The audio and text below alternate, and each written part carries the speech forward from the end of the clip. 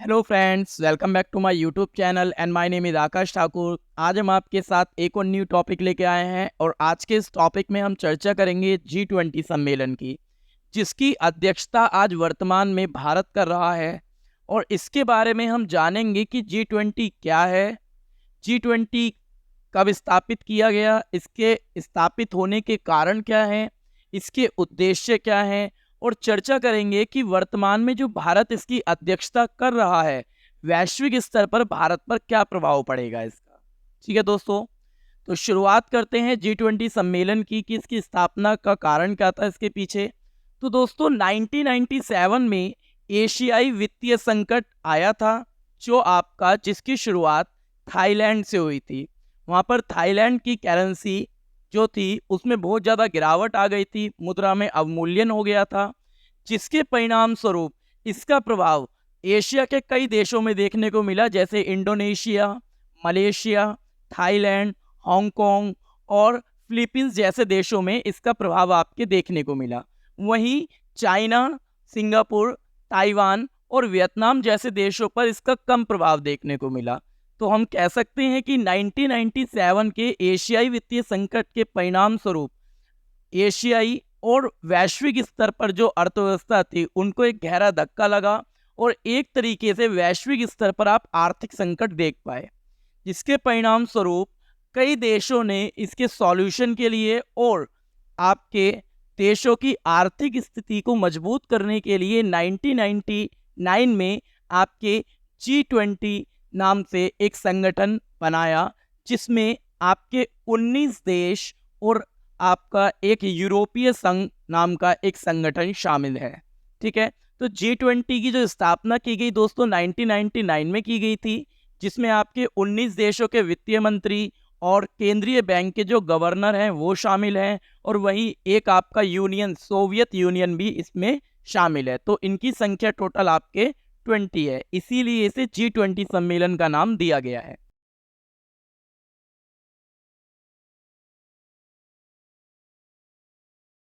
जबकि अगर मैं G20 सम्मेलन की बात करूं तो G20 सम्मेलन में 60% आबादी आपके निवास करती है। वहीं विश्व की जीडीपी का 85% पार्ट ये देता है, और अंतर्राष्ट्रीय व्यापार की अगर मैं बात करूं तो 70% व्यापार इसके पक्ष द्वारा ही किया जाता है। तो आप कह सकते हैं कि G20 जो है वे एक ऐसा समूह है जो आर्थिक रूप से मजबूत देशों का एक संगठन है। ठीक है दोस्तों, आज इसकी मेजबानी भारत कर रहा है और ये इसका 18वां सम्मेलन है।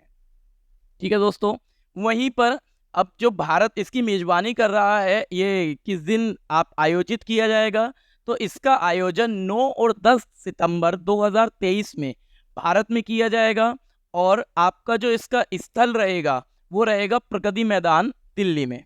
और दोस्तों इसकी जो थीम रहने वाली है वो है वन अर्थ वन फैमिली और वन आपके फ्यूचर, मतलब एक पृथ्वी, एक फैमिली और एक भविष्य की बात इसमें की गई है। ये इसका एक थीम रहेगा। और जहाँ तक संभावना है दोस्तों, इसमें आपके एक महत्वपूर्ण विषय के बारे में भी मुद्दा उठाया जा सकता है, जो यूक्रेन और रूस का युद्ध रहने वाला है। आप देख रहे हैं कि यूक्रेन और रशिया के वॉर के कारण वैश्विक स्तर पर आर्थिक स्थिति जो है बहुत ज़्यादा बेकार हो गई है, जिसके परिणाम स्वरूप कई देशों को आर्थिक स्थिति का सामना उठाना पड़ रहा है।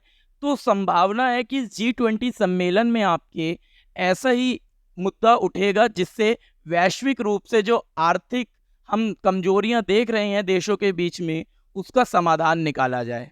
वहीं दोस्तों आपको बता दिया जाए कि जैसे हमारा यूएनओ, वर्ल्ड बैंक और IMF एक स्थायी संगठन है, उसका जो भी रूल एंड रेगुलेशन, जो भी नियम होते हैं, उन सबको मानना कई बार अनिवार्य होता है। तो मैं कह सकता हूं कि जो G20 सम्मेलन है ये एक स्थायी संस्था नहीं है, और इसके जितने भी देश हैं उन देशों को आपके इनकी बातें मानने के लिए कानूनी कोई भी प्रतिबंध बाध्य नहीं है।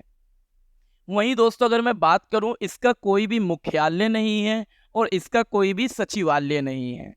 अगर एक और चर्चा का विषय हम बनाएं तो हम कह सकते हैं कि इसका मुख्यालय इसके लिए भी नहीं है, क्योंकि दोस्तों आपके हर वर्ष इसका अध्यक्ष चेंज होता है, मतलब इसकी जो अध्यक्षता करने वाले देश हैं वे हर वर्ष चेंज होते रहते हैं। वहीं अगर मैं बात करूं कि इसका पर्पस क्या है इसे बनाने के पीछे, तो दोस्तों वैश्विक आर्थिक स्थिरता लाना इसका एक मुख्य उद्देश्य है, और सतत विकास जैसे चीज़ों को बनाए रखना और सदस्यों के बीच में तालमेल बनाए रखना भी इसका एक प्रमुख उद्देश्य बना रहता है। वहीं अगर चर्चा करें तो भविष्य में जो भी वित्तीय संकट आ रहा है उन वित्तीय संकट को रोकना और उनके समाधान के लिए आपके नीतियां बनाना, योजनाएं बनाना, ये G20 सम्मेलन का एक प्रमुख उद्देश्य रहता है। वहीं अंतर्राष्ट्रीय वित्तीय संस्था तैयार करना, संरचना तैयार करना, इनका पर्पस रहता है कि कई बार क्या होता है, कई देशों में हम देखते हैं कि आपके जो विश्व के आपके आर्थिक रूप से मजबूत देश हैं, अमेरिका हो गया, कनाडा हो गया आपका, और रशिया हो गया, ये जो कुछ देश हैं, इन देशों की आर्थिक स्थिति बहुत ज़्यादा मजबूत है। तो इन देशों की आर्थिक स्थिति अगर प्रभावित होती है तो हम देखते हैं कि वैश्विक स्तर पर कई देशों की आर्थिक स्थिति पर भी प्रभाव देखने को मिलता है। तो दोस्तों G20 सम्मेलन का आपका उद्देश्य रहता है कि अंतर्राष्ट्रीय स्तर पर कुछ ऐसा स्ट्रक्चर तैयार किया जाए जिससे आपके देशों के बीच में एक आर्थिक मजबूती प्रदान की जा सके और वित्तीय संकट जैसी स्थिति को रोका जा सके। ठीक है दोस्तों, अब चर्चा करते हैं कि इसके प्रमुख मुद्दे क्या रहते हैं। तो दोस्तों इसके प्रमुख मुद्दों में भ्रष्टाचार के विरुद्ध लड़ाई रहती है, वहीं जलवायु में जो परिवर्तन हो रहा है उससे रिलेटेड कुछ समाधान का प्रयोग किया जाता है। वैश्विक स्तर पर आप देखते हैं कि वित्तीय संकट जो आ रहा है उसको रोकने का प्रयास करते हैं। वैश्विक स्वास्थ्य जैसे मुद्दे इसमें शामिल होते हैं। रोजगार, आर्थिक बाजार जैसी प्रक्रियाएं भी इसमें शामिल की जाती है। वहीं कृषि, ऊर्जा और टैक्स और राजकोषीय नीति जैसे संबंधित मुद्दे भी इनमें आपके देखे जाते हैं G20 सम्मेलन में। वहीं अगर हम चर्चा करें आपके कि भारत जो आज एक वैश्विक स्तर पर आप देख रहे हैं कि G20 सम्मेलन की आपके अध्यक्षता कर रहा है, तो उससे भारत पर क्या प्रभाव पड़ेगा। तो दोस्तों देखिए, भारत G20 सम्मेलन की पहली बार अध्यक्षता कर रहा है, तो कहीं ना कहीं हम कह सकते हैं कि आपके भारत आज वैश्विक मंच पर अपना दबदबा कायम करे हुए है, और आपके हम कह सकते हैं कि भारत आपके अंतर्राष्ट्रीय स्तर पर देशों के बीच में अपनी मजबूत पकड़ और वैश्विक स्तर पर देशों के साथ तालमेल बैठाने में आपके बहुत ही ज़्यादा सुदृढ़ एवं मजबूत प्रक्रिया के रूप में सामने आ रहा है।